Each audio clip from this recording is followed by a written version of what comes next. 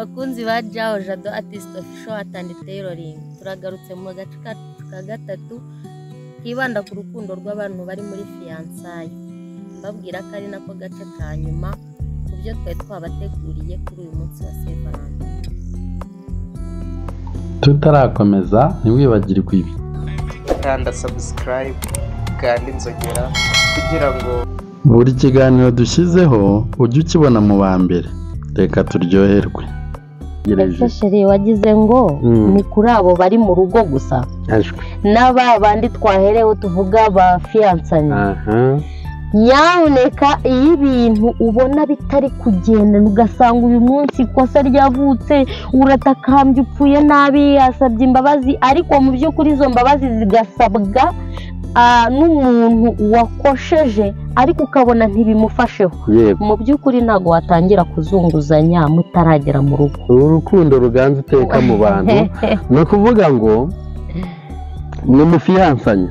Niba wanariza umukunzi wawe ukabona ibibi agukorera biraruta ibyiza gukorera, rekura umuntu cyane. Urukundo ntago ari umukoba waguhambiriye. Urukundo si umukoba, ntago ari umukoba, ntago ari ibintu byo kwizirikaho. Urukundo nyarwo ruroroha ku buryo mbese nta mahwa nta gahato nta mbese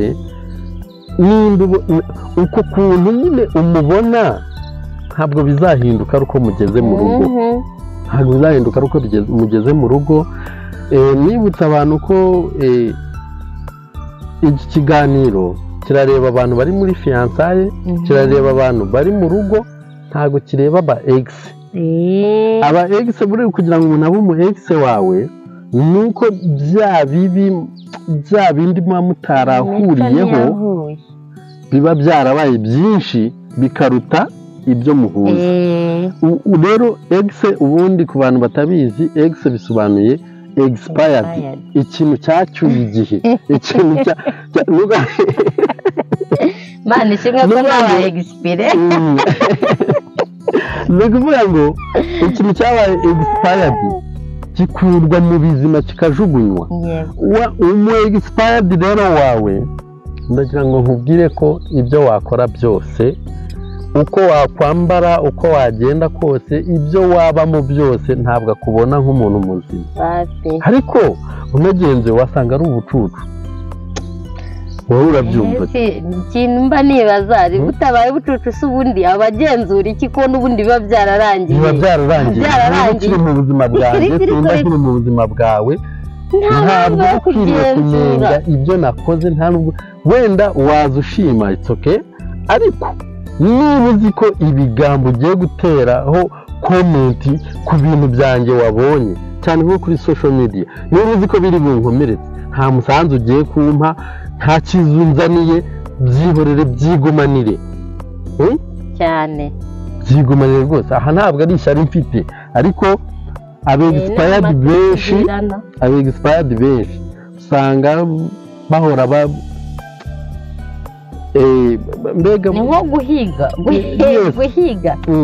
mbega ugasanga yakugiriye ishyamba, ugashoboye nkunde murandure ndamurandura, ugasanga umuntu ari gushaka uko yakora kose ngo acengere mu rugo rwawe arurimbure uture wishimye. Ariko wowe mukobwa, wowe muhungu, wowe mugore se cyangwa wowe mugabo uri gushaka gusenya ingo z'abandi utubatse, utekereza ko niba kubaka byarakunaniye kubera impamvu runaka njyewe ntazi ntashaka no kugarukaho, utekereza ko niba ugiye kubijyana mu rugo rw'abandi rwubatswe neza, urugo rwaragijwe Imana, urugo rwubatse ku rutare, ariko buriya iyo ushatse kwinjira nk'urugo rw'abandi ngo urusenye ukabona abo ushaka gusenya ntibibafasheho, harya ubu ntabwo ukorwa n'isoni.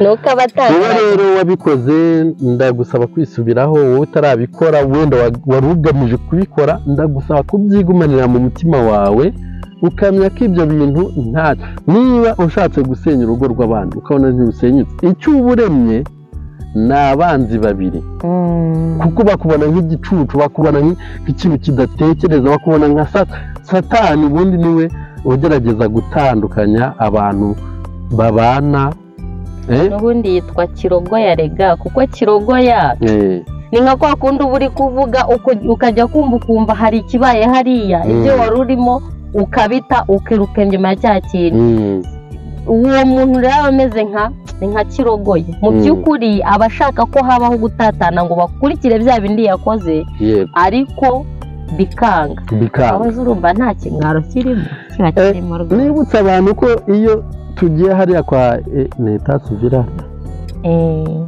leta sivile ni gitifu leta sivile ariko ni abantu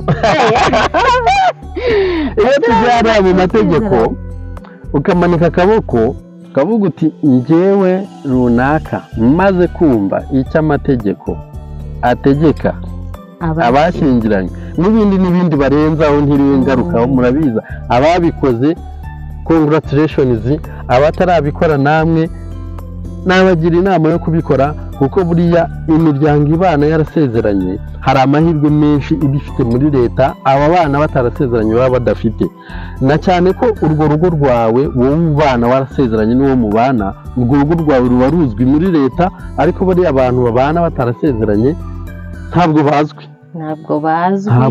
ari nayo mpamvu mboneyeho kwibutsa abo babikoze kandi babikunze gukomeza kubiha agaciro nk'uko babitangiye yego icyo rero nari ngiye kuvuga nihuse cyane musezerana muvuga muti imana izabidufashemo yewe kwa padiri cyangwa se kwa pasiteri ho muba munavuga muti nta kizantandukanya nawe atari urupfu wowe ugerageza gutandukanya abantu rero utashingiye ugashaka gusenya ingo z'abandi utubatse uri satani uri urupfu ako kantu njye kukongeraho none byiza cyane ubundi ikintu tumenyereye ahantu hose uzajya ukagera usanga bavuga ngo tuzatandukanywa n'urupfu wowe iyo uhindukiye ukajya gutandukanya ba bantu babiri biyemeje kubana akaramata harya ugura iki urupfu none se uri iki hagira umuntu yakubwira ngo warupfuwe ngo umuntu ngo yanyisibe kandi ariko kazi aha mwebwe rero mukurikiye kino kiganiro mwandika hasi muri komenti mutubwire uko mubyumva ariko ku bwacu njyewe namaye byose nuko tubyumva cyane ku buriya ntitwabimazeyo twabimazeyo wenda icyo umuntu yavuga nk'uko twatangiye tubivuga turi kuri sevarante umunsi w'abakundana arebe abasaza niba byita shefaraje ariko ntawamutera ibuye shefaraje ntawamutera ibuye na egizegitifu abasaza nibo babizanye bavuga ngo birabagora akahita babyita gitifu rero ubu ngubu na perezida bavuga ba gitifu kuko niba bavuze ngo sevarante umusaza akigerageza akavuga shefaraje mu by'ukuri rwose ntabwo abasaza bubakwa abantu bazana amaterime na perezida nyakubahwa wa repubulika nawe akabigenderaho nawe avuga abagitifu ni abagitifu nyine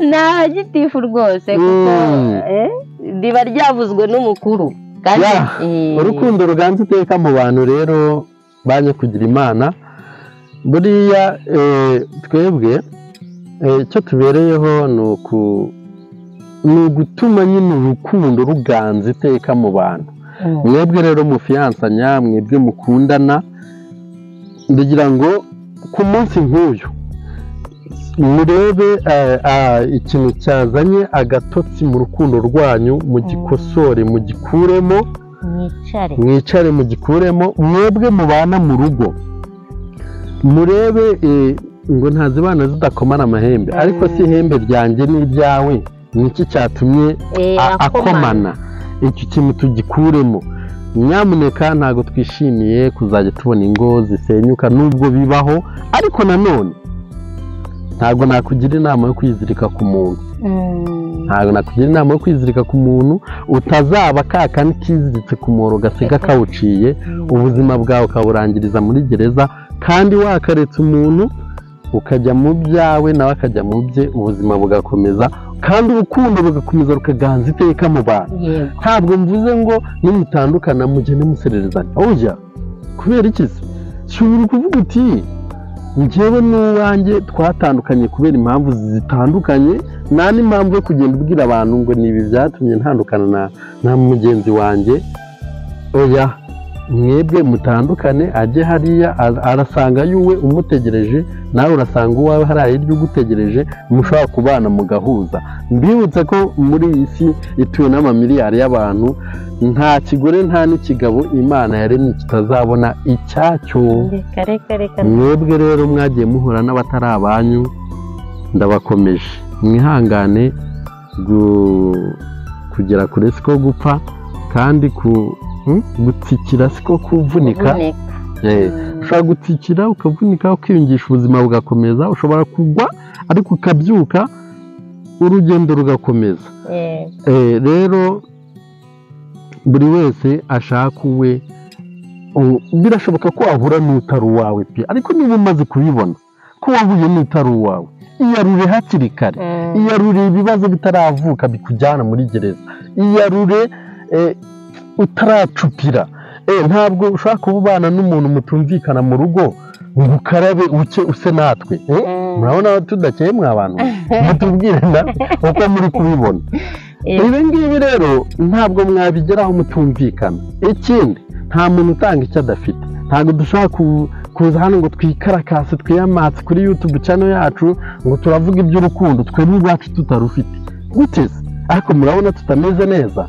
Umuntu atanga icyo afite rero, twebwe kuba tuza kubibavunguriraho nuko turufite, tukavuga tutireka turusangize n'abandi. Namwe mutera ikirenge mu cyacu, ndumva nabashimira muri rusange. Wowe wakurikiye iki kiganiro urabyumva ute?